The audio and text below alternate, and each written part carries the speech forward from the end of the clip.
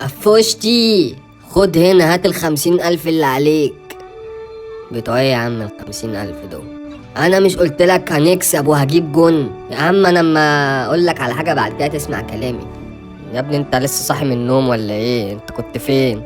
مفيش ابدا، كنت باخد دش يا ابني. احنا اتعادلنا يا ابني في الدقيقة 90. قول بجد؟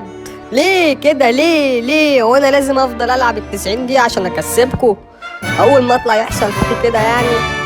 خلاص بقى يا عم انسى ال50,000. يا فشتي انت عارف يا فشتي انا بحوش عشان ادفع الغرامة اللي عليا. معلش خلي عليك المرة دي وهاتهم. يا عم حلك مني بقى، انا اصلا شكلي همشي. انا محدش طايقني وكمان هتدفعني فلوس؟ سيبني دلوقتي طيب.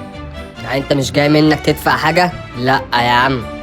طب ايه رأيك بقى ان انا هقول لكولر ان انت بتضيع كل الكور وما بتوصليش ولا كورة، ومش هخليه يلعبك تاني وهتفضل طول حياتك على الدكة؟ ايه رأيك بقى؟ يا عم سيبني دلوقتي عشان ما تعفرتش عليك يا كهروب. يا عم ما تعرفش تعمل حاجة اصلا. بقول لك ايه، تعالى بقى عشان اوريك انا هعمل فيك ايه.